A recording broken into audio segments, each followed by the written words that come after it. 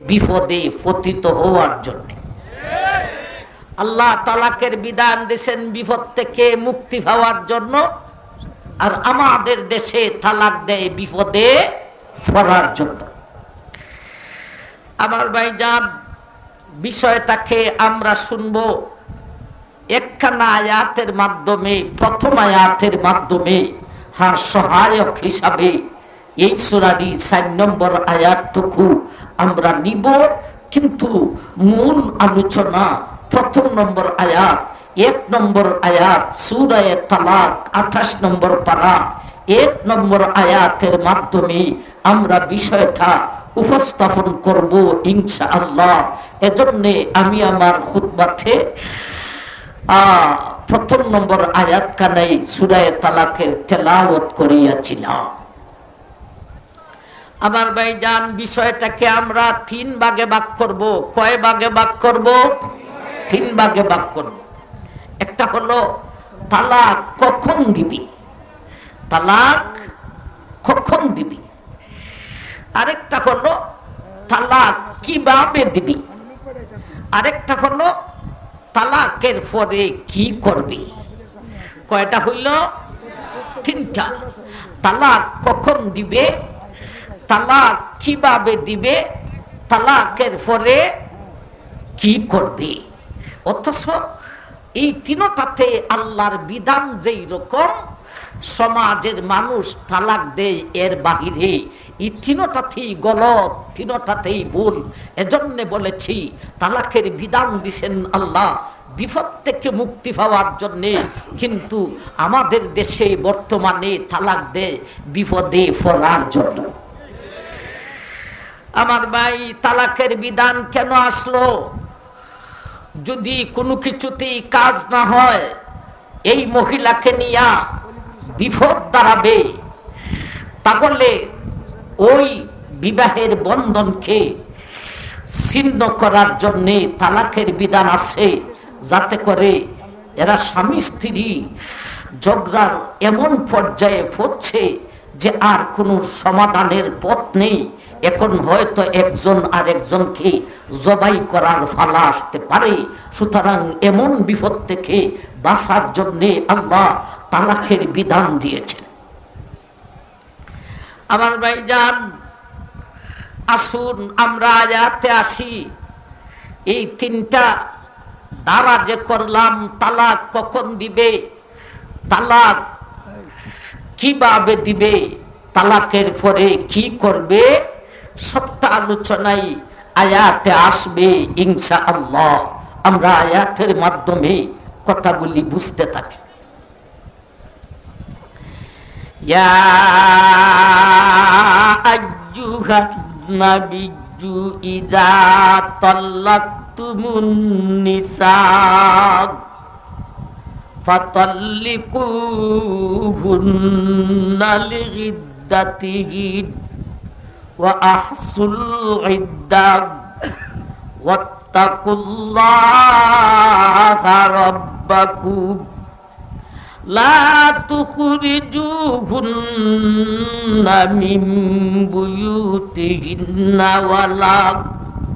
ওয়ালা ইয়াখরুজুনা ইল্লা আন ইয়াতিনা বিফাহিশাতিন মুবাজ্জিনাহ ওয়া তিলকা হুদুদুল্লাহ ওয়া মান ইয়াতাআদ্দা হুদুদাল্লাহি ফাকাদ যালামা নাফসাহু লা তাদরি লাআল্লাল্লাহা ইউহদিসু বাদা যালিকা আমরা। এই হলো সূরা তালাকের 1 নম্বর আয়াত। এই আয়াতের উপরই আজকের আলোচনা। ইয়া আইয়ুহান নাবিয়্যু ইযা তাল্লাকতুমুন নিসা, হে আমার নবী। আল্লাহ নবীজিকে খেতাব করে শুধু নবীকে বুঝার নাই, নবীকে বুঝাইছেন ডাইরেক্ট, আর নবীজির উম্মত আমাদেরকে বুঝাইছেন ইনডাইরেক্ট। ইয়া আইয়ুহান নাবিয়্যু ইযা তাল্লাকতুমুন নিসা, ও আমার নবী, আমার নবীর উম্মত, যদি তোমার বেগমকে তালাক দেওয়ার প্রয়োজন হয়, ফাতাল্লিকুহুন, তুমি তাকে তালাক দিতে পারো। তালাক দেওয়ার প্রয়োজন হলে স্ত্রীকে তালাক দিতে পারো। প্রয়োজন কখন হয়? প্রথম কথা, আসলো না আসলো না, তালাক কখন দিবি? আল্লাহ বলেন প্রয়োজন হলে তোমার স্ত্রীকে তালাক দিতে পারো। প্রয়োজন কখন হয়? তালাক কখন দিবি? আমার ভাইজান, গত বছর আলোচনা করেছিলাম, কিন্তু স্বামী স্ত্রীর আলোচনা পূর্ণাঙ্গ উপস্থাপন আমরা করতে পারি নাই। সেখানে আল্লাহ সূরা নিসার আয়াতে আলোচনা করেছিলেন তাফসীরুল কোরআন বিল কোরআন হিসাবে, ওয়াল্লাতি তাকাফুনা নুশুজাহুন্না ফাইজুহুন্না ওয়াহজুরুহুন্না ফিল মাদাদি ওয়াদরিবুহুন ফাইন আতা'নাকুম ফালা তাবগু আলাইহিন্না সাবিলা ইন্নাল্লাহা কানা আলিয়ান কাবীরা। وَإِنْ خِفْتُمْ شِقَاقَ بَيْنِهِمَا فَابْعَثُوا حَكَمًا مِّنْ أَهْلِهِ وَحَكَمًا مِّنْ أَهْلِهَا إِنْ يُرِيدَا إِصْلَاحًا يُوَفِّقِ اللَّهُ بَيْنَهُمَا ইন্নাল্লাহা কানা আলিমান খাবীরা।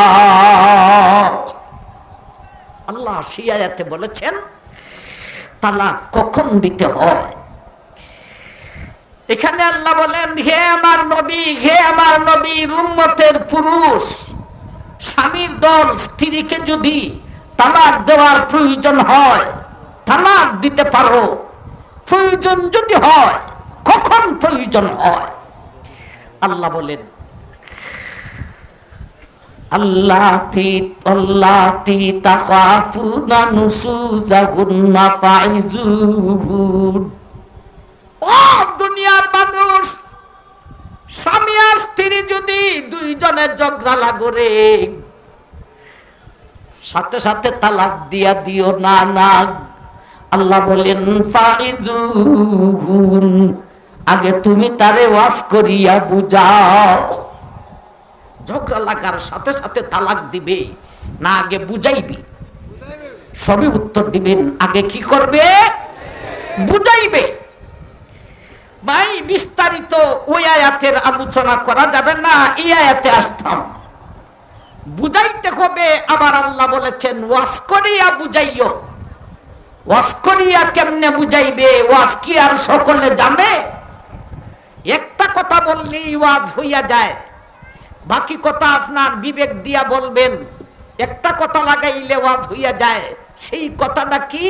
হে প্রিয়তমা বেগম, আমি তোমাকে শুধু দুনিয়ার জিন্দেগানির সঙ্গী হিসাবে দেখতে চাই না, আমি চাই তোমাকে জান্নাতেও আমার সঙ্গিনী হিসাবে দেখতে চাই। এই কথাটা বলতে পারলেই ওয়াজ হইয়া যায়। বাকি কথাগুলি আপনার বিবেক দিয়া বলবে অনার্থক দুইজনে একটা ঝগড়া লাগাইছি, অশান্তি দুইজনের সংসারে। এখন যদি আমি মারাত্মক রোগী হই, তুমিও সবার আগে আসবে, আর তুমি যদি মারাত্মক রোগী হও, আমি সবার আগে আসবো। যাও মাজা মামা যাও, মানুষে ন্যায় অন্যায় সব গুল্লা মারো, আর এখন থেকে দুজন আমরা শুদ্ধ হইয়া সুন্দর হইয়া চলি। এইভাবে স্ত্রীকে আগে বুঝাও। একবার কোন সুবহানাল্লাহ। তাইলে কি এক তালাকটা কয় নম্বরে পাইলাম? এক নম্বরে তালাক না বুঝানি?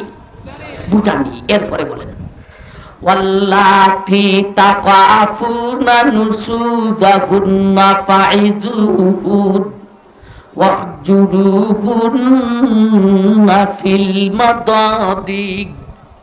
এরপর আল্লাহ বলেন, ও জগতের মানুষ, স্বামীর দল বুঝাইলে যদি তোমার স্ত্রী বুঝে না, তাইলে তুমি এখন বিছনা পৃথক করো, এক বেডের মধ্যে থাইকো না, এক বিছনায় থাইকো না, দুইজন দুইখানে থাকো। গত বছর কি এগুলি বলছিলাম মাশাআল্লাহ। তাইলে 2 নম্বরে তালাক পাইলাম না বিছনা পৃথককরণ পাইলাম? বিছনা পৃথক করো। এরপর আল্লাহ বলেন ওয়াল্লাতি তাকাফুনা নুশুজাহুন্না ফাইযুহুন ওয়াহজুরুহুন্না ফিল মাদাদি ওয়াদরিবুহুন। এরপরে বলেন বুঝাইছো বুঝে না, বিছনা পৃথক করেছ, তাতেও সংশোধন হয় না। এইবারে তুমি তাকে হালকা প্রহার করিতে পারো। 3 নম্বরে তালাক না প্রহার? 3 নম্বরে তুমি তাকে মারতে পারো, মারো নয় 1 নম্বরে না। আমরা দেশ প্রথমেই মার শুরু কইরা দে, ঠিক না বেটি? তাইলে 1 নম্বরে বুঝাও, 2 নম্বরে বিছনা পৃথক করো, 3 নম্বরে প্রহার করো। প্রহার করতে যে কেমনে করবে? চেহারা ছাড়া অন্য অঙ্গে মারাত্মক ধরনের কোনো প্রহার নয়, বরঞ্চ হালকা প্রহার করো, কষ্ট দেওয়া